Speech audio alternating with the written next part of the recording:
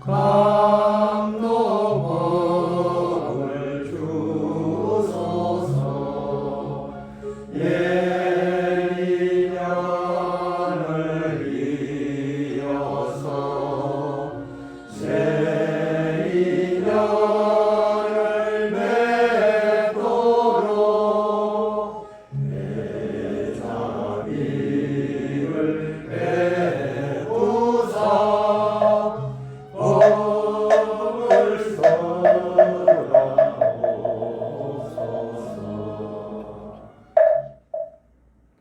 예, 법사님께 삼정례 올리도록 하겠습니다.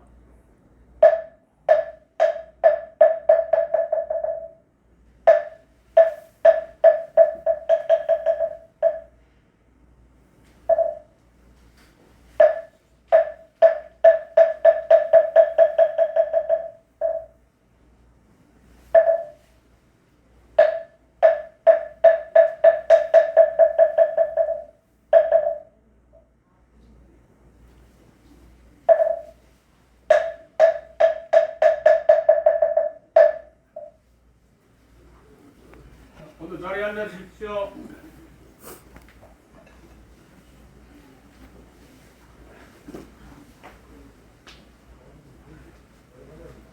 마음을 가다듬는 잠시 입정을 하겠습니다.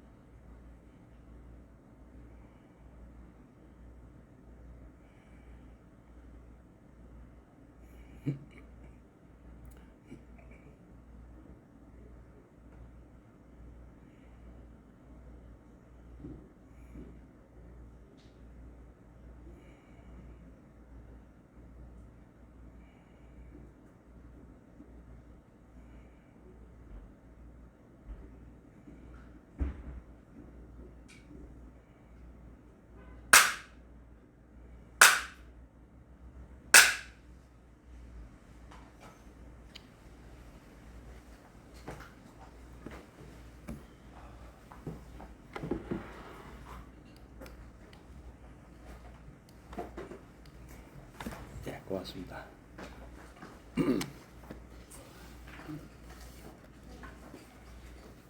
네, 반갑습니다.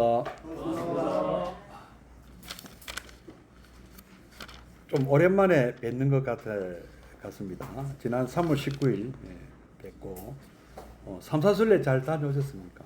네. 또 그저께는 또 아주 또 성대하게 또 행사를 하셨더라고요. 너무 참 제가 참 마음이 참 고맙습니다. 우리가 못하는 일을 우리 이렇게 거제불교 거사님 법회에서 이렇게 해주시니까 너무 고맙습니다. 우리 그 수많은 또 그 우리 거제 시민들이 또 이렇게 동참하시고 아주 그 거룩하고 여법한 그런 자리가 되었다고 제가 전해 들었습니다. 맞습니까? 네. 저 또 제가 좋아하는 가수가 나왔더라고요. 그 뱀이다. 맞습니까? 알았으면 왔을지도 모르는데 모르길 천만 다행이죠. 예, 오늘 그 부처님의 어떤 생애는 어느 정도 마무리가 되었고요. 부처님 생애에 이어서 또 우리 불교가 어떤 역사를 거쳐서 오늘 우리에게 전해졌고 오늘날의 어떤 불교 어떤 실태는 어떤가까지 한번 쭉 제가 한번 말씀을 한번 드려보려고 합니다. 이 시간을 통해서요. 근데 이제 저도 참 가졌던 의문점이 여러분들은 그 궁금한 점이 항상 좀 있죠. 어떤 사회생활 하거나 우리 학교 다닐 때 요건 좀 궁금하다 하는 거 없으셨어요? 아이고 그쪽이 나서야 되나? 죄송합니다.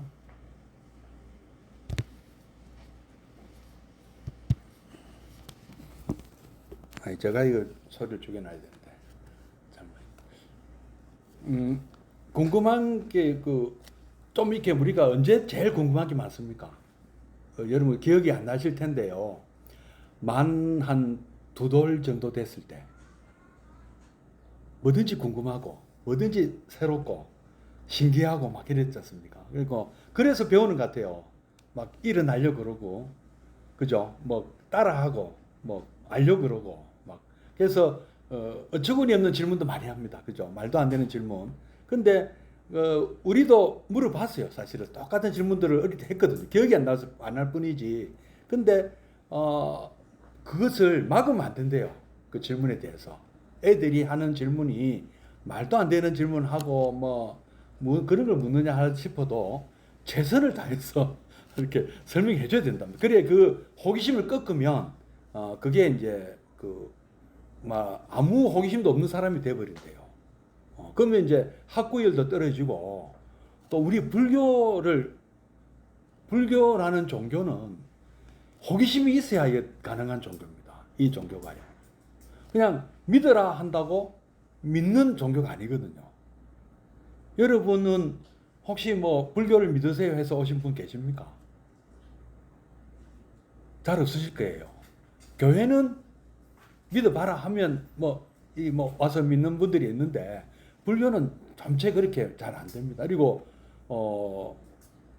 교회 다니는 교인들한테 뭐 예수님이 누구고 하느님이 누구고 하면 신이 나서 대답을 하지만 묻기도 전에 막 달라들어서 막 얘기를 하지만 불자님들한테 부처님이 누구십니까? 불교가 무엇입니까? 하면은 잘 대답을 못 하세요. 왜 그럴까요? 너무 대답이 많아서 그런지 잘 모르겠습니다. 근데 이렇게 의문을 갖고 이렇게 공부를 안 해서 좀 그런 것도 있습니다. 불교는 뭐든지 의문을 가지라고 합니다. 여러분 화두라는 거 알고 계시죠? 화두가 무엇입니까? 의문을 가지라는 거잖아요. 그렇죠? 금방 우리 회장님, 법천 회장님께서 금방 답을 하신데 제가 막았네. 그죠? 의문을 가지라는 거예요. 이 뭐고? 예? 이 뭐고? 의문을 가지라는 거다. 왜 개그는 불성이 있는가? 근데 없다. 왜 없다 했을까? 이게 무슨 파고 들어가야 되는 거예요. 그래야 타파하라 그러잖아요. 화두 타파. 그래서 이게 우리는 공부가 왜 그런가 하는 의문을 계속 가져야 됩니다. 달마가 왜 동쪽으로 만든가? 이것도 의문 중에 화두 중에 하나잖아요. 그죠? 알고 계시죠? 다 알고 계시니까 대답 안 하시겠지. 예. 너무 그런까지 또 근데 부처님께서 왜 해필이면 인도 대륙에서 등장하셨는가? 이것도 훌륭한 의문 아닙니까? 저는 굉장히 이거 궁금했습니다. 왜 해필이면 왜 부처님이 인도라는 나라에 등장을 하셨을까? 중국이나 저기 아프리카나 아니면 우리나라도 왜 등장 안 하시고 왜 2600년 전에 그것도 이제 며칠 안 남았네요. 그죠? 이 따뜻한 이 봄 화창한 5월에 우리로는 5월인데 음력으로는 4월 초 8일이니까 우리 양력으로 하면 얼마나 이 날씨 좋습니까? 왜 이렇게 이렇게 나타나셨을까? 왜 이렇게 등장하셨을까? 하는 의문점을 가지고 저 나름대로 이제 이렇게 이렇게 여러 가지 이제 딱 거기에 대해서 이렇다고 얘기는 한 건 없지만 끌어모았어요. 이제 답이 될 만한 것들이 어떤 게 있는가 하고 막 끌어모아 봤습니다. 끌어모아 보니까 이 좀 사막이라는 데는 좀 뭐랍니까? 좀 거칠고 험하잖아요. 그렇지 않습니까? 사막에서 등장하기는 어렵다는 거죠. 부처님 같은 분이 거기는 그야말로 살아남기 위해서 그 거친 자연 환경과 싸워야 되기 때문에 좀 가르침이 단순해야 되는 거예요. 그래서 사막에서 등장한 종교 특징이 있죠. 어떤 특징입니까? 지도자가 나서서 나를 따르라 하는 거 따라가는 그런 형태를 보이지 않습니까? 이제 요 가만 보시면은요, 아주 먼 옛날에는 원시인들은 자연에 대한 두려움이 굉장히 강했습니다. 그렇지 않았겠습니까? 가까이 우리 같은 경우 우리나라처럼 산악 지형에 살았던 우리 조상님들은 뭐가 가장 두려웠겠습니까? 그렇죠. 호랑이, 곰, 그죠? 산짐승들입니다. 뭐 또 북으로 갈수록 지금도 그 캐나다나 알래스카 이런 데는 북극곰이 막 나타난답니다. 그죠? 캠핑하는데 나타나서 막 그 쓰레기 주워 먹고 막 이런데요. 그러면 뭐 어디 산에 혼자 캠핑하지 마라 그러잖아요. 그런 것처럼 굉장히 그때는 우리 조상들과 뭐 이런 산짐승들, 무서운 어떤 맹수들은 굉장히 가까이 살고 있던 존재들이에요. 그래서 그 두려움이 또 그 산은 뭐가 좁습니까? 하늘이 좁잖아요. 그죠? 산이 가깝고. 그러니까 가장 가까운 대상이 바로 두려움의 대상이고 이것이 토템이 되는 거예요. 이걸 토템이라고 그러잖아요. 그런데 끝없이 펼쳐진 사막, 끝없이 펼쳐진 초원, 끝없이 펼쳐진 바다 이런 데는 거기 등장하는 것은 하늘입니다. 하늘이 하나 토템이 나타나요. 아니면 끝없이 태양이 내려 쏟는 이런 곳은 뭔 태양이라 토템. 제일 무서운 것이 태양이고 하늘이라. 그리고 인도 대륙이나 중국이나 미국이나 이런 호주나 이런 데는 워낙 땅이 넓어 가지고요. 한번 불이 나면 큰 불이 납니다. 그렇지 않습니까? 우리하고 차원이 다릅니다. 그리고 또 한번 물난리가 나면 엄청나게 물난리가 납니다. 또 바람이 불었다 가면 뭐 엄청나게 바람이 붑니다. 이게 이제 삼재잖아요. 자연재해. 바람, 물, 그다음에 불. 여기 자연재해 세 가지 자연재해잖아요. 이거 두려운 거예요. 이거를 그때 옛날 사람들은 이 하늘의 어떤 노염이라고 봤습니다. 번개 막 벼락 치고 이런 거를. 벼락도 이 경전에 보면 벼락 치는 얘기가 나오거든요. 그 부처님이 이렇게 참선에 드실 때 500대의 수레가 지다가도 뭐 전혀 뭐 미동도 안 하고 뭐 벼락이 치고 막 소가 맞아 죽고 해도 미동도 안 하셨대요. 딱 삼매 드시면은 완전히 뭐 몰두하셨기 때문에 그런 거를 몰랐다기보다는 이게 저도 좀 의문이었어요. 저도 이게 선정 처음에 공부할 때 알아채리고 동시에 삼매 들 수가 있나 이거죠. 여러분 그게 가능할까요? 내가 지금 삼매 들었는데 불이 나도 모를 정도가 되면 위험한 거 아니겠습니까? 어떻습니까? 그죠? 근데 분명히 영과 정이 동시에 가야 되거든요. 이게 좀 의문을 가졌어요. 저는 무조건 안 받아들입니다. 의문을 가졌어요. 일단 왜 영과 정을 동시에 우리 가져야 되느냐고 알아차리면서도 집중해야 된다는 거죠. 좀 얼른 납득이 안 갔어요 처음에는. 그래서 이제 여기 이해하는데 도움이 되는 거를 제가 하나 발견했습니다. 요즘 그 롯데 자이언트가 성적이 아주 좋습니다. 모처럼. 예. 그런데 그 이제 옛날엔 제가 이대호 선수를 예를 많이 들었는데 요즘은 이제 이대호 선수 은퇴를 해버렸어요. 그래서 누구를 예를 들어야 되니까 또 고만고만 잘하더라고. 특별히 잘하는 선수가 없어요. 그래서 할 수 없이 이대호로 계속 가겠습니다. 이대호 선수가 타석에 들어섰을 때 가장 먼저 해야 될 일이 무엇이겠습니까? 혹시 아십니까? 뻔하죠. 투수가 던지는 공을 잘 봐야겠죠. 그래서 투수가 취하는 이 준비 동작 루틴이라는 게 있거든요. 투수가 뭐 이렇게 뭐 하고 뭐 이렇게 뭐 던지는 그 동작을 연구를 많이 하거든요. 그래서 저 동작이 나오면은 저거는 무슨 공이 온다는 것 자료가 다 있대요. 근데 그래서 뭐 또 그거를 또 역용하는 또 그것도 나오잖아요. 똑같은 동작이 다른 공이 나올 수도 있잖아요.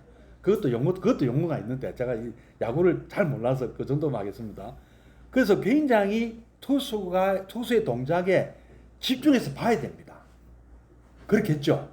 그 순간 뭐 지나간 타석에 대해서 뭐 생각한다거나 딴 생각을 하면 안 되겠죠.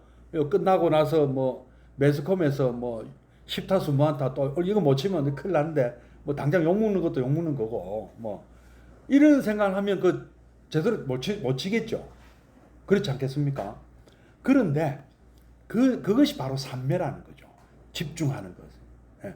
삼매라는 것은 꼭 우리가 좋은 것만 있는 게 아닙니다. 여러분 제일 삼매 잘하려면 뭐 하면 제일 잘할 수 있습니까? 도박할 때죠. 도박할 때. 예? 막 고스톱 치거나 뭐 포커하거나 이럴 때는 막 다른 걱정이 하나도 없죠. 그것만 몰두하잖아요. 아니면 또 영화를 아주 재밌는 드라마를 볼 때나 이런 것도 삼매거든요. 독서 삼매 이러잖아요. 그죠? 노름 삼매. 근데 이런 거는 독서 삼매는 뭐 중립적인 거지만 좋은 책을 보면 되는데 노름하는 거는 좋은 삼매가 아니죠. 근데 삼매라는 그 자체는 중립적인 겁니다. 나쁜 데 빠지는 것도 삼매예요. 근데 우리 불교에서 당연히 정이죠. 바른 삼매를 하라고 가르치지 않습니까? 자, 이대호 선수도 뭐 선수로서는 바른 삼매죠. 근데 그 전에 해야 될 일이 있잖아요. 무엇을 했습니까? 타석에 들어서기 전에 감독님이 마음대로 쳐봐라. 아니면 좀 기다리라. 뭔가 이게 떨어지죠, 지시사항이. 그렇죠. 그 다음에 또 타석에 들어서기 전에 또 봐야 될 게 있죠. 뭘 봐야 되겠습니까? 전간판 한번 봐요. 돌아가는 상황을 알아야 돼. 지금이 몇 회냐. 그 다음에 우리가 지고 있나, 이기고 있나, 쫓아가고 있나, 뭐 도망가야 되나, 이런 거 알아야 될 것도 많은 거예요. 그 다음에 주자는 지금 어디 있는가. 그리고 지금 아웃카운트는 뭐 어떻게 됐느냐. 그 다음에 또 뭡니까 일루에 있는 주루 코치가 또 사인 넣어요. 그럼 가짜도 있지만 진짜 사인도 있을 수 있거든요. 그것도 이렇게 봐야 돼. 또 얼른 봐야 돼. 이런 것들이 뭐겠습니까? 이게 염이에요. 알아요. 그게 알아차리라. 그런 걸 다 알아차려야 되는 거예요. 그래서 이게 염이고, 보는 이게 정이라. 그러니까 약간의 시차는 있는 거예요. 먼저 염을 하고 정이 들어가는 거예요. 이 모순이 아니잖아요. 그죠? 그래서 우리가 선정에 드는 것도 마찬가지입니다. 내가 지금 어떤 선정에 들어가는 이 환경이 어떤 조건에, 그러니까 그런 것을 모두가 다 염이 된 상태에서 선정에 들어가는 겁니다. 예를 들면은 이제 우리 제가 칠각지 얘기를 할 때 이렇게 비유를 많이 드리는데요. 처음에 칠각지에 처음 나오는 게 염각지거든요. 염각지. 그 다음에 두 번째가 택법각지입니다. 택법. 그죠? 세 번째는 정진각지입니다.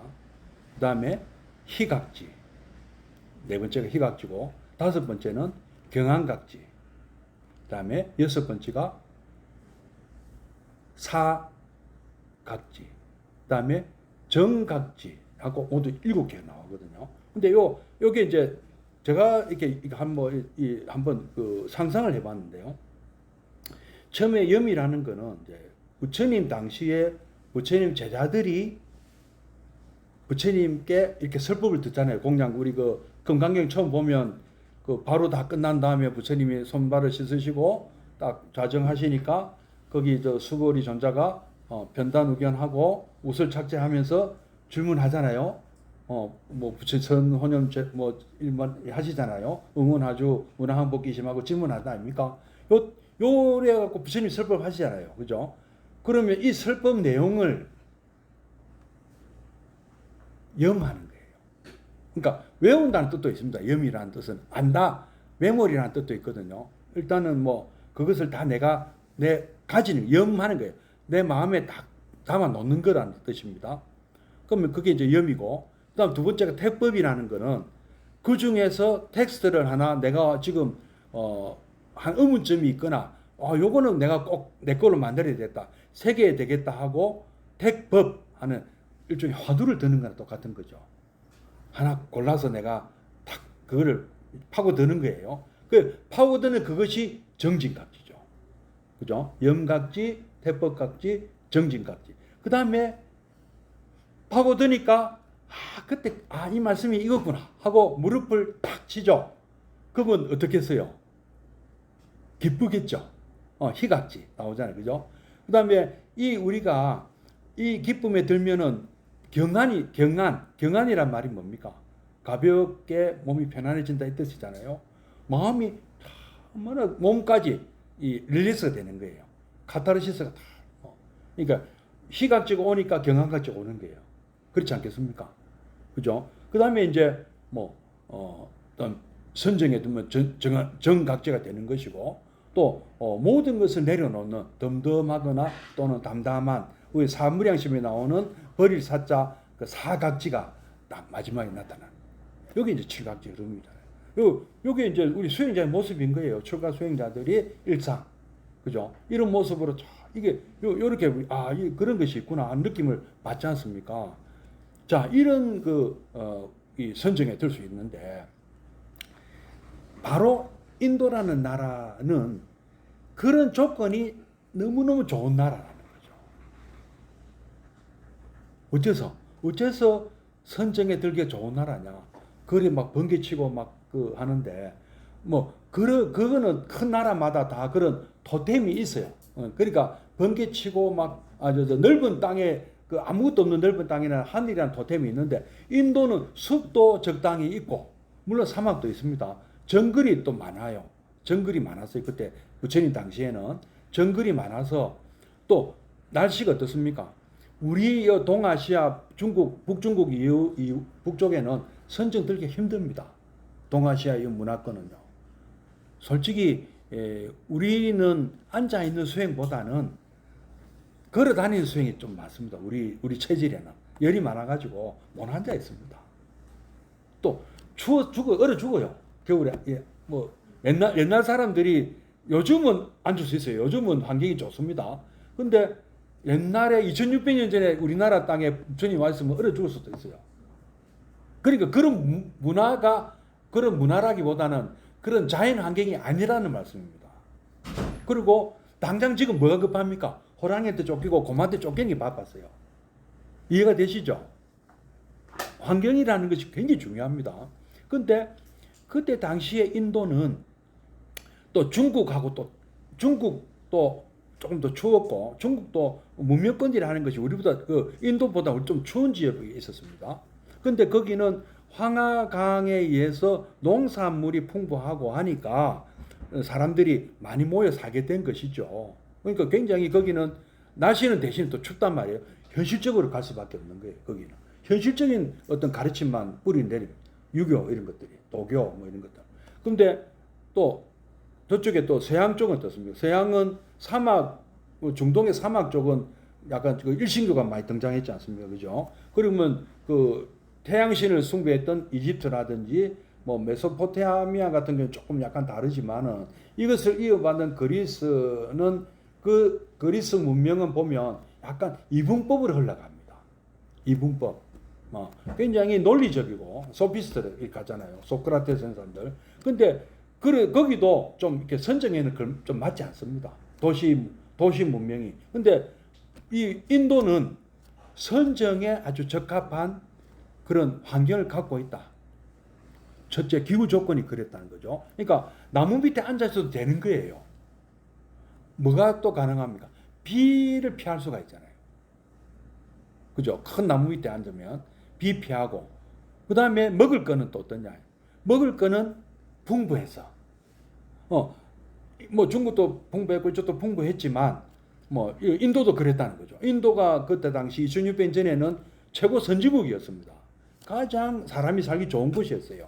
거기가. 지금하고 다릅니다. 지금하고는 생각하면 안 되는 거예요. 고대에는 우리 약간 유럽도 그때 완전히 그거에서 미개 지역이었어요. 2600년 전에는요. 그거를 지금으로 비교하면 안 되는 것이죠. 그래서 부처님은 어쨌든 당대 최고 선진국에 오신 거예요. 이걸 아셔야 되는 거예요. 그 다음에 또 한 가지, 물산이 풍부하다 보니까 탁발이 쉬워요. 얻어먹기가 좋다 이거라. 이 생산을 일체 생산 안 하거든요. 부처님은 어떤 농부 브라만이 한테 탁발을 갔더니 그 브라만인데 농사를 짓는 브라만이 농부 브라만이라고 경전에 나오는데요. 부처님한테 타박을 해요. 나도 농사 지어서 먹고 사는데 그샤트리아 계급으로 알고 있는데 왜 이런 걸칙을 하느냐? 뭐 어디 가서 뭐 무사 당신 같은 정도면 뭐 큰 어디 큰 자리 하나 줄 건데 왜 이런 행각을 하느냐 하고 나무랬대요. 그러니까 부처님이 나도 농사 짓고 있습니다. 농사 짓고 있다. 당신만 농사 짓고 있는 게 아닙니다. 그러니까 그 브라만이 놀라면서 저는 우리 그대가 농사 짓는 걸 한 번도 못 봤는데요. 무슨 농사를 짓고 계십니까? 그 부처님 무슨 농사 짓고 계셨어요? 사람 농사지, 사람 농사. 예. 농업의 영어가 아그리컬처입니까? 그죠? 맞죠? 그리고 경작하다 영어 뭐죠? 컬티베이터입니까? 컬티베이터에서 나온 말이 컬처잖아요. 아그리컬처라는 말이 빼면은 컬처거든요. 컬처라는 말은 우리가 문화로 번역하죠. 수행하다의 뜻도 있습니다. 사람을 만드는 거예요. 컬처라는 것은 사람 만드는 행위입니다. 문화라는 것은 다른 게 아니고 사람을 만드는 거예요. 한국 문화가 한국 사람을 만드는 거예요. 미국 문화는 뭘 만듭니까? 미국 사람을 만드는 거예요. 일본 문화는 일본 사람을 만드는 거예요. 우리나라 사람이 일본 가서 한 3대 4대 내려가면 일본 문화에 적게 돼 있습니다. 우리나라 사람이 미국 이민 가서 한 3대 4대 5대 내려가 보세요. 미국 사람이 그렇게 되는 거예요. 옛날에 인도에 한 300년쯤 전인가 영국이 식민지였을 때 밀림에서 소년을 하나 구출합니다. 어린애를. 늑대굴에서 자라고 있는 어린애를 구출해요. 이 아이 이름이 모구리예요. 모구리. 그 정글북의 어떤 모티브가 됐어요. 키플링이라는 소설가가 여기서 모티브를 얻어가지고 정글북이라는 소설을 썼고 타잔의 신화도 여기서 나온지 몰라요. 근데 실제로 구출된 모구리는 사람이 아니었어요. 늑대였어요. 그냥 늑대들 젖먹고 커가지고 하는 행동이 늑대라. 뭐 사람 말 할 줄 모르고 어르렁거리고. 사람은요, 사람 속에서 키워야 사람이 돼요. 근데 사람 속에서 커도 제대로 교육을 못 받으면 뭐 늑대나 다름없어요. 교육을 제대로 못 받으면. 교육을 제대로 받아야 그 사람이 사람 노릇을 합니다. 한국 문화가 한국 사람을 만들고 불교 문화가 불자를 만드는 거예요. 한국 문화는 불교 문화예요. 또 알고 보면. 그렇지 않습니까? 우리 교인들이요, 뭐 모태신앙이라 그러는데 모태에 어머니 올라가면 누가 더 많습니까? 더 불자들이 더 많습니다. 자기 어머니 다 불자였는데 자기 엄마만 어머니가 기독교라고 모태신앙이라는 것은 어폐가 있다. 그 위에 할머니 올라가면 다 불자인데 2000년을 그리 내려왔는데 어느 게 모태냐? 진짜 모태가 뭐냐?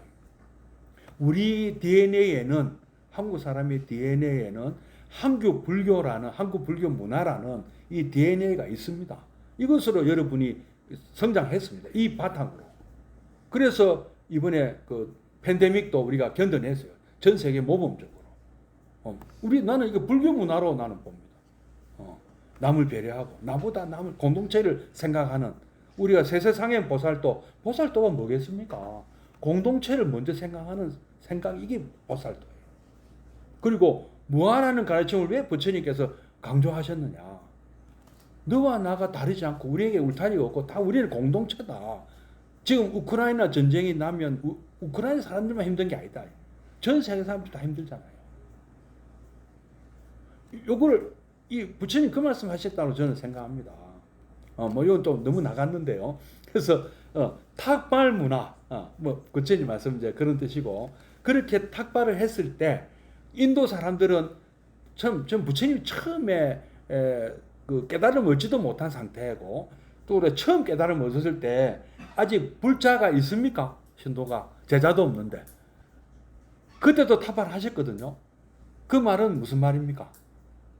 불교하고 상관없이 인도라는 그때 2600년 전에 인도에는 탁발 문화가 굉장히 뿌리 깊게 내려 있었다는 얘기예요. 당시 이 인도 사람들은요, 그 뭐라 하나 행각 승려들이 많았어요. 불교뿐이 아니고. 그러니까 브라만교에서도 브라만들의 그 생애를 보면 처음에는 어릴 때는 부모님 밑에서 자라요. 부모님들이 자라다가 학습기라 그럽니다. 그 다음에 성년이 되면은 그 부모로부터 이제 교육을 받고 물려받고 자산도 물려받고 활동을 해요. 그러다가 또 어느 정도 나이가 들면은 은퇴를 합니다. 은퇴하고 수행을 하다가 마지막 순간에는 행각 승려가 된대요. 또 돌아다닌다. 지금도 그런 사람들이 있습니다. 지금도. 죽을 때 다 돼갖고 집에서 안 죽는데요. 돌아다니다가 죽는데. 어디까지 갑니까? 베나레스 가서. 베나레스 가갖고 거기서 그 물에 이제 그 물에 한번 더 갔다 나와가지고 죽으면 거기서 주머니에 돈 남겨놓은 걸로 나무를 사가지고 태워. 장례를 하고 그 타다난 죄를 강물에 띄어 보내는. 이것이 인도 사람들의 어떤 뭐 원하는 삶이라 그 사람들의.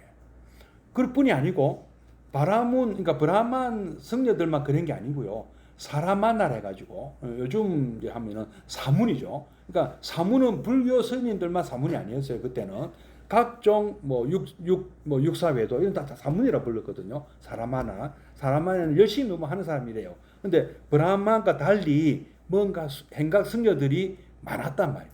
이런 사람들은 종파에 상관없이 인도 그 평민들은 보통 사람들은 이런 사람들에게 보시를 그 걸식에 응함으로써 복을 지어서 난 다음 생에 어떤 하늘에 태어나거나 아니면 좋은 생을 받겠다는 이런 게 있었답니다. 윤회를 믿고 있기 때문에. 그래서 탑발 문화가 굉장히 발달되어 있었다. 그죠? 그러니까 거주 환경이 겨울에도 안 얼어 죽을 요즘도 인도에 얼어 죽는 사람이 있긴 있습니다. 한 5도 6도 내려오면 얼어 죽는데요, 사람들이. 그러나 그때는 뭐 피할 수만 있으면 피할 수 있잖아. 북쪽에 있다가 남쪽 내려오면 되잖아. 겨울 되면, 그죠? 여름 되면 올라가고. 그래서 부처님 내 왔다 갔다 하시잖아요. 인도 대륙을. 그래서 얼어 죽지 않은 환경, 겨울에 견딜 수 있는 환경. 지금처럼 난방이 안 돼 있으니까. 그래서 이렇게 좀 따뜻한 데 갔다 또 뭐 하여튼 또 약간 또 시원한 데 갔다 이렇게 왔다 갔다 하신 거죠. 그리고 다니시면서 탑발, 무조건 탑발. 여행하면서 맨발로 탑발 계속 하셨고. 그러니까 자연 환경에 탑발 문화에. 그다음에 그 아까 또 4대 문명 발상지라서 선진국이다. 사람들이 깨어 있단 말이에요. 비교적. 그리고 그 종교 사상들이 굉장히 발달되어 있어요. 그 브라마는 베다라 해가지고 우파니샤드 이런 말씀 많이 들어보셨잖아요. 굉장히 어떤 문화가 그 어떤 철학적으로 굉장히 발달되어 있었습니다. 그다음에 이제 또 아주 중요한 건데요. 지난번에 한번 제가 말씀드렸습니다. 토론 문화가 발달되어 있어요. 토론 문화. 아까 그 농부 브라만도 부처님이 딱 말이 되는 얘기를 딱 하니까 항복했어요. 그러냐고. 인정한 거라. 훌륭하시다. 훌륭하십니다. 그러면 제가 탁발 드리겠습니다. 그러니까 이번에 부처님 거절해요. 나는 대가를 내가 바라는 건 아니다. 이제 하려면 제대로 해라. 내일 다시 오고. 그래갖고 제대로 이렇게 공략하는 거예요. 그래서 토론 문화라는 것은 이것은 우리 그 부처님 제자 중에 뭐 사리푸타나 모갈라나 이런 사람들이 부처님 제자라서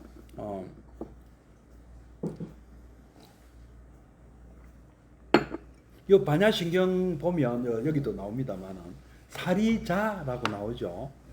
요 사리푸타거든요. 사리푸타라는 말이 누구의 아들이란 뜻이래요.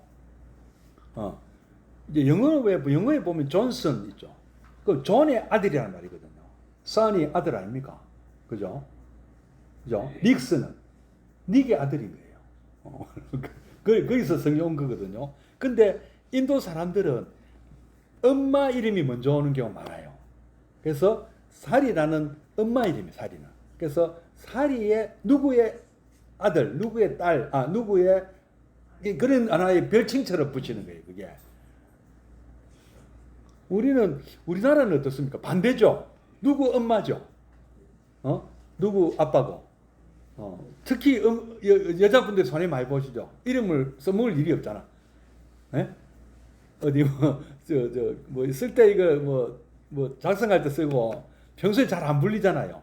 누구 엄마, 뭐 이모, 뭐 고모, 뭐 장모, 뭐 이런 이름 뭐 불리지. 자기 실명 잘 쓸 일이 잘 없는데. 하여튼 사리푸타라는 말도 사리의 아들이었대. 그래서 사리자라. 사리자라는 말이야. 이름 사리자나 원래 이름 또 따로 있습니다. 사리자나 목갈라나 이런 사람들이 부처님보다는 물론 못하죠. 못하지만 이분들이 보통 사람들이 아닙니다. 그때 당시의 수준으로 보면 우리나라에서 뭐 그 비슷하게 볼 수 있는 정도 되려면 서울대학교 총장도 돼야 그 어떤 이 레벨을 정신 어떤 그 수준을 알 수 있는 거예요. 최고의 석학이라. 근데 종교 사상가 철학가고 이 사람은 엄청나게 자기가 뭔가 어떤 도를 얻으려고 무척 애를 쓴 사람이에요. 그래서 토론하는 자리는 다 다녀봤어요. 그때 당시에 인도 대륙의 마가다 왕국의 라자가에는 지금의 뉴욕처럼 아니면 뭐 파리나 뭐 런던이나 하여튼 이런 엄청난 대도시였고 거기에 각종 전문가들, 종교 철학 전문가들은 전부 거기 다 모였어요. 왜냐하면은 이쪽에 그 코살라 이 북쪽으로는 브라만교가 지배하고 있기 때문에 토론이 조금 어려웠어요. 그러니까 사라마나라는 사람들은 대부분 여기 라자가와로 다 모였습니다. 예, 그래서 출가하자마자 부처님 출가하시자마자 바로 라자가와로 달려오신 거예요. 그래서 거기 가서 내가 혼자서 공부한 거를 한번 거기 가서 어느 정도 되는가도 알아보고 또 내가 뭘 깨달음에 도움을 얻을 수 있는 스승이 있는가도 알아보고 그래서 처음에는 그 스승을 구했죠. 우타마 라마 붓다나 알라라 카라마 같은 뭐 무소유처정, 비상 비비상처정 이런 걸 배우셨잖아. 선정 수행하는 방법을. 근데 그것이 이 깨달음의 길이 아니다 하고 일단 벗어났잖아요. 혼자 독자적으로 하셨잖아요. 마지막에 그죠? 어쨌든 이런 각종 사상을 부처님도 출가하시기 전에 연구를 하셨어요. 하시고 다 내용 다 뭐 브라만 우파니샤드 이런 거 다 연구 다 하셨어요. 그뿐 아니고 지금 기준으로 하면은 한 6개국, 5개국 내지 6개국 언어 다 마스터하고 나오셨어요. 그러니까 준비를 완벽하게 하고 나오신 거예요. 출가하시기 전에. 그래서 딱 와서 이제 선정도 해보고 또 뭐도 해보셨어요. 고행도 해보셨잖아요. 그죠? 고행도 해보고. 지금 그 파키스탄의 라오르 박물관 가면 고행상 있죠. 해골 모습의 고행상. 뭐 그 정도로 고행도 해보시고 다 해보셨잖아요. 그래갖고 이거는 내가 스스로 도전해야 되겠다 해서 어릴 때 그때 그 장미 사과나무죠. 사과나무 아래에서 잠깐 선정에 들었던 순간을 기억해 내셨어요. 그죠? 그 농경전 내 아버지 수도다나 왕이 이 소를 몰고 시범 한번 보이고 옛날에 우리 어릴 때 우리 기억에 박정희 대통령이 소 몰고 하는 거 한번 봤는데 꼭 비슷한 것 같아요. 소 몰고 한번 이렇게 하는 쟁기질하는 시범을 보이고 농부가 이어서 했는데 그 이제 부처님은 유심히 봤어요. 보시니까 그 농부 나이 많은 농부가 땀을 뻘뻘 흘리고 가고 그것도 좀 안타깝다는 생각이 들었는데 이 또 두들겨 맞고 채찍 맞고 가는 소도 안 됐잖아요. 부처님이 굉장히 좀 감수성이 예민하신 것 같아요. 남의 고통을 내 고통처럼 이렇게 굉장히 그걸 느끼셨어요. 이걸 동감 능력이라 그러는데요. 굉장히 그게 많으셨어요. 그래서 그 땀 흘리는 농부도 안 됐고 두들겨 맞는 그 소도 안 됐고 보고 있는데 뭐가 가는데 벌레가 한 마리 이게 전기가 지나는데 티 나오는데 반토막이 난 벌레가 있는 거예요. 그것도 벌레도 안 된 거예요. 안 됐는데 또 근데 그 새가 지나가다가 그 벌레를 또 낚아채요. 근데 또 큰 새가 그 작은 새를 또 낚아채는 거예요. 야, 이걸 보고 이제 이 자연계는 약육강식, 생존, 경쟁 다 안 된 거예요. 그 다음에 또 사문유관 하셨잖아요. 야, 이 생로병사 이제 그러니까 어릴 때는 아까 저 농경제 그거 이제 기억을 하고 요 안 된 것을 이걸 어떻게 해결할 건가까지는 생각인지 모르겠지만 부처님은 어린 그때 뭐 한 7, 8살, 9살 어쨌든 요때 사과나무 밑에서 명상에 들었는데 그 모습을 아버지가 보고 굉장히 감히 건드리지 못할 정도로 그때 부처님께서 나중에 이제 회상을 하는데 그때 내가 들었던 명상의 경지가 색계 초선의 경지였다 이렇게 말씀하세요. 9차 재정 중에서 색계 초선의 그러니까 9단계가 있어요. 아까 무소유처정은 7번째고 비비상처정은 8번째입니다. 마지막에 9번째는 상수멸이라는 또 단계가 있습니다. 요런 것들 중에서 첫 단계, 색계 초선의 단계에 들었다는 것을 생각해 내시고 그것부터 시작한 본인이 직접 해서 마침내 깨달음 얻은 내용이 뭐냐? 저기 있는 연기법입니다. 연기법을 이제 우리가 깨달으셨어요. 깨달았고 12연기를 정리를 하시죠. 요 이제 요 책에도 12연기 얘기가 나옵니다만은 12연기가 우리의 어떤 원리다. 우리가 생로병사하는 원인이 이 12연기에 있다. 하고 깨달으셨어요. 그리고 이 깨달음을 또 뭘로 만들었냐면은 가르칠 수 있는 체계를 또 만들었어요. 딱 이걸 내가 들으면 사람들이 들으면 요대로 수행하면 다 나 같은 수준이 될 수 있다고 하시고 정리를 하신 것이 사성제죠. 고성제, 고집성제, 고멸성제, 고멸도성제. 그러니까 왜 우리에게는 고가 있다는 사실을 알아야 되고 고는 어떻게 해서 생긴다는 것도 알아야 되는 것이고 고는 없어질 수 있다는 것을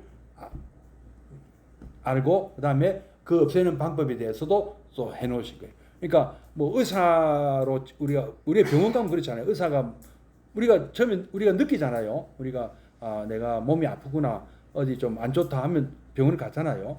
그래서 그것이 고 아닙니까? 그게 고성제예요. 그런데 이게 뭐 때문에 아프다 알아낸 것이 의사가 진단해갖고 원인이 뭐다 하는 것이 집성제예요. 그 다음에 의사가 이건 낫습니다. 아니 뭐 당신 뭐 6개월만 하겠습니다.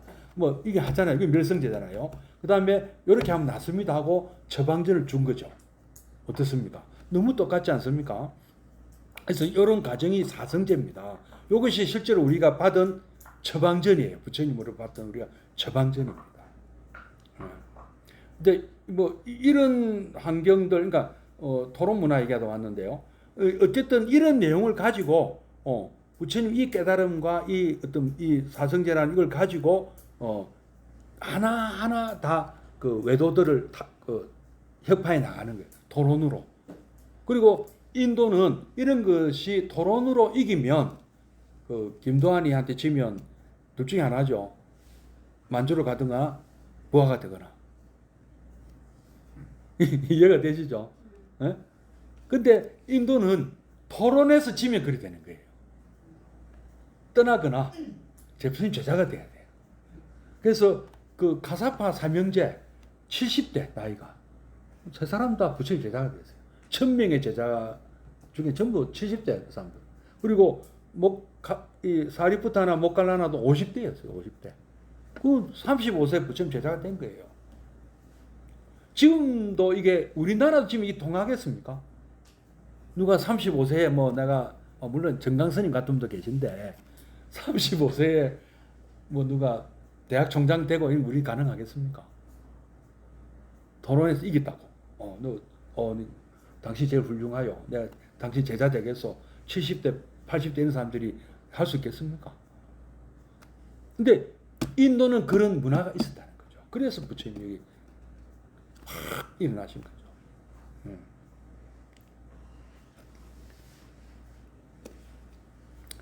그리고 이제 또 뭐 마지막으로 뭐 한 가지 더 말씀드리면 이 오온에도 수가 나오죠. 우리 저 12 이분도 이제 여기 설명하셨는데 한번 보면서 얘기할까요, 그러면?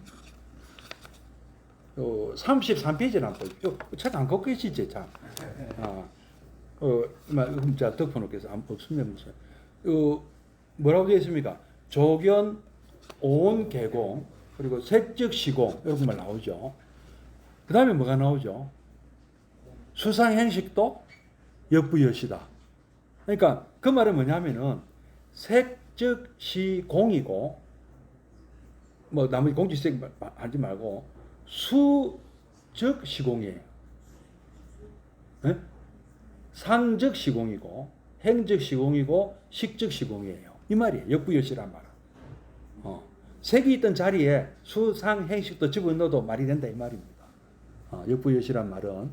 근데 여기서 여기 뭐 색도 딱 설명하셨는데, 색은 우리 몸 자체를 얘기한다기보다는 우리 몸에서 이루어지는 육체 작용을 얘기하는 거예요. 여기 뭐 육체라고 하셨지만 육체 또는 물질이란데 너무 나가세요. 물질은 그냥 그러니까 색수상 행식이라는 오는 우리가 나라고 생각하는 생각되는 이 구성 요소입니다.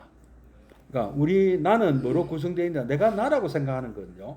여러분이 나라고 생각하는 것이 무엇입니까? 있을 거 아니에요, 다들. 여러분이 저를 볼 때 뭐로 생각하세요? 색으로 봅니다. 제 모습으로. 저는 저를 뭐로 생각하겠습니까?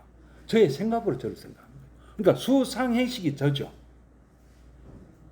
이게 서로 다른 거예요. 서로 상대방을 볼 때는 색으로 보고 자기 자신을 볼 때는 수상행식으로 보는 거예요. 수는 뭐냐면은 느낌이에요. 느낌. 받아들이는 느낌. 그러니까 뭔가 접촉해서 내가 느끼는 것. 보거나 듣거나 냄새 맡거나 맛보거나 촉감으로. 이걸 수라 그래. 받아들일 수 아닙니까? 그죠?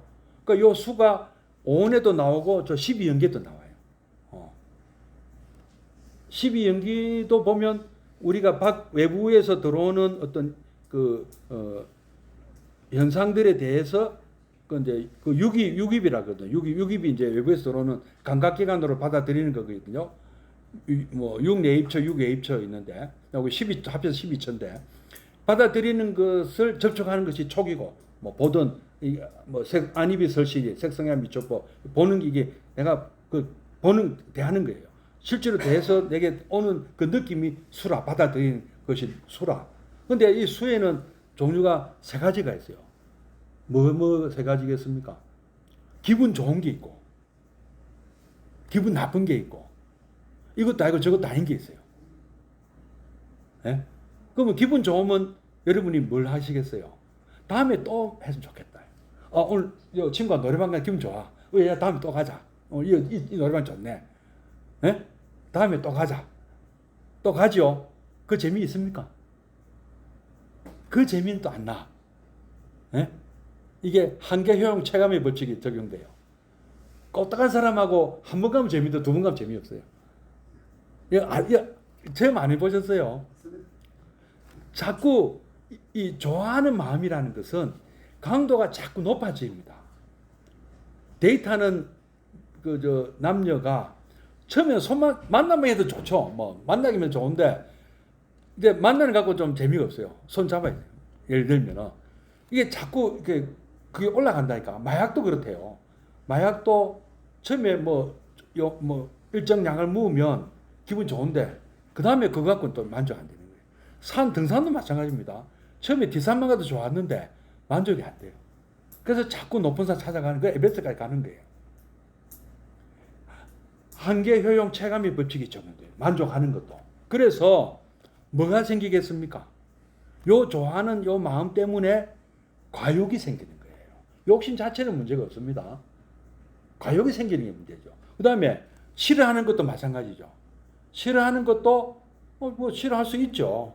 근데 나중에는 못 견딜 정도로 싫어하게 되는 거예요. 원증해고가 가는 거예요. 아까 이쪽은 애별리고로 가는 거고. 그래서 화가 나.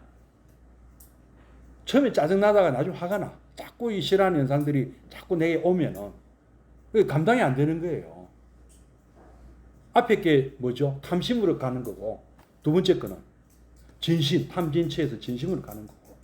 내가 좋은 느낌을 받아들인 것에 발전이 그렇게 가버리는 거예요. 이게 치온이, 오치온 중에 수치온이 되는 거예요. 그 다음에 그저 그런 것도 문제가 있습니다.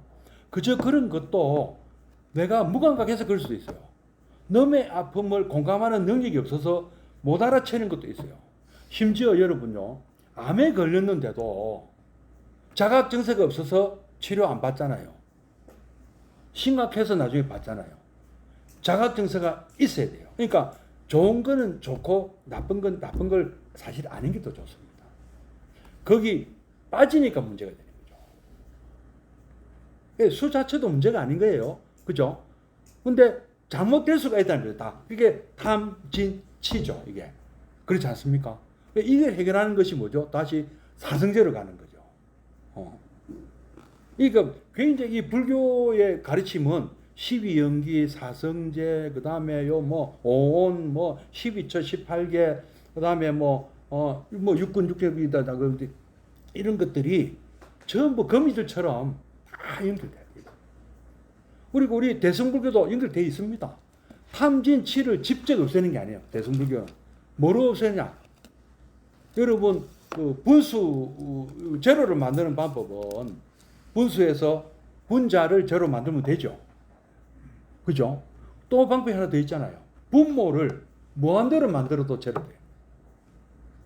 탐진치 놔두고 나누는 삶을 사는 거야.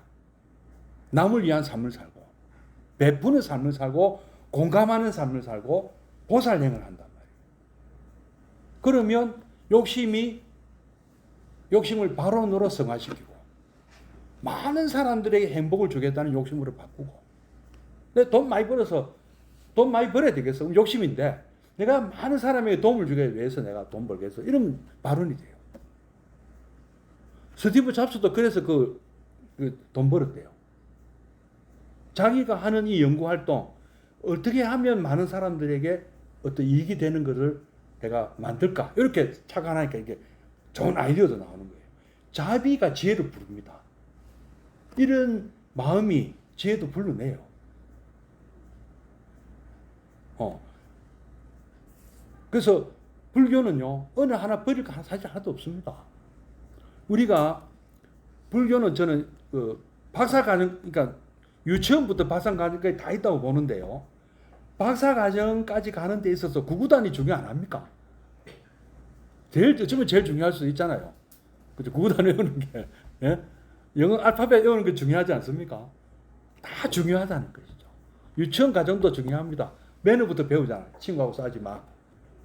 거짓말 하지 마. 버릴 게 어디 있냐고. 하나도 버릴 게 없습니다. 우리 감기약도 중요하잖아요. 회사도 중요하고, 소화제도 중요하고. 수술, 이게 전문 막 어려운 암 수술만 잘하는 스님이 의사가 중요합니까? 그렇지 않아요. 우리 동네에 있는 동네 소아과, 내과도 꽤 중요한 거예요. 그래서 여기에 맞는, 이렇게 가르치는 스님도 있고요. 아주 연볼 부터 해가지고 이렇게 얘기하는 분도 있어요. 기도만 해라, 이런데. 또 아주 어려운 얘기 또 하시는 분들도 계시고, 그죠? 아주 우리 이 먹고 이런 분들도 있고, 도대체 못 알아듣겠는데 무슨 소리 하는지. 그럼 내가 아직은 좀 공부할 게 더 많이 남았고, 이렇게 생각하면 되는 거예요. 근데 어떤 종교는, 유치원부터 시작해가지고 한 중학교에서 끝나는 종교도 있더라, 이 말이네, 말씀은. 근데 우리도 거기 있다, 이제. 우리도 답답하면 찾으라 하잖아. 거기는 하나님 찾으라, 우리는 뭐 찾으라 그래요? 부처님 찾으라. 관세음보살 찾으라 하고. 또 우리도 있잖아, 맞춤형. 필요한, 뭐 필요해요? 아미타불. 나만 잘 하세요. 불교는 그래서 대기설법이라 하죠. 또 차제설법이라. 다 있다. 그 수준을 보고. 그러나 그 수준에 머물라고 하지 않는 거다, 이 말씀입니다. 내가 지금 나는 유치원 수준밖에 안 되면 이걸 가지고 단 줄 알면 안 된다는 거죠. 어떻게든 올라가야 돼. 진급을 해야 돼. 내가 법무사 50년 다녔습니다. 자랑 아니에요. 그걸 자랑 삼으면 안 돼. 내가 법무사에 50년 다녔으면 50년 다닌 그 걸맞는 그런 모습을 보여야 돼. 그만한 보살도를 하셔야 됩니다. 그러면 50년 다녔으면 정말 겸손해야 돼. 초보자들을 소중하게 여겨주고. 그 자랑할 게 아니라니까. 3,000배를 100번 자랑할 필요 없어요. 3,000배 100번 하셨으면 그러면 거기에 걸맞는 행을 하시라. 이 좀 불교라는 어떤 종교의 어떤 큰 그림을 한번 그려봤습니다. 여러분 뭐 부처님 얘기만 하다가 또 그런 얘기도 또 하게 되었습니다. 한번 우리 신의 행정에서 우리 믿음으로도 부처님은 그 해탈할 수 있다 하셨어요. 신해탈이 있어요. 믿음의 해탈. 완벽하지는 않지만 그리고 심해탈이 있어요. 또 마음의 해탈도 있고 여러 가지 있습니다. 있으니까 지금 내가 있는 포지션에 만족하지 마시고 또 업그레이드 하는 것도 뭐 여러 좋은 프로그램들이 많이 있지 않습니까? 우리 그죠? 좋은 프로그램에 많이 동참하시고 또 결국에는 우리가 믿음과 그다음에 이해 그리고 이것을 실제로 해보고 신해행 해서 뭘 얻어야 되느냐 하면은 죽어서 극락하는 거는 그 다음 문제고 지금 당장 여러분들이 행복하셔야 돼요. 불교는요 바로 현견이라고 합니다. 현견. 지금 여기서 보여준다고 합니다. 부처님은. 불교를 따라서 지금 내 마음이 편해지고 내가 행복해지고 우리 자녀들이 잘 되는 모습을 지금 보셔야 되는 거예요. 뭐 미래도 보장되어 있어요. 뭐 없다는 것도 아닙니다. 불교처럼 이렇게 다 갖춰진 종교는 없다. 제가 시간을 마련하는데 예. 선생님한테 다음 기회나 부탁할 말씀이 하나 있어요. 예. 그 다음 주나 그 시간부터 법문하실 때 예. 제가 이제 사성계에 좀 여지가 있습니다. 예, 알겠습니다. 그래서 사성계 호에서 예. 원중이 해고 있잖아요. 예, 예. 원중이 해고하고 집에서 욕해. 예, 예. 욕해. 예, 예. 그 두 부분을 다음 스님이 좀 예, 제가 6월 4일 오면은 말씀드리겠습니다. 좀 다양하게 예. 뜻을 몰라서 그런 게 아니고 예. 그 두 사성계에서 그 두 부분이 조금 우리한테 좀 갈등을 느끼지 않을까 싶은 지금 그것 때문에 좀 싸우려고 욕을 하는데 예, 잘 알겠습니다. 안 풀리더라고요. 그래서 예. 좀 부탁드립니다. 알겠습니다. 예. 성불하십시오. 네, 감사합니다.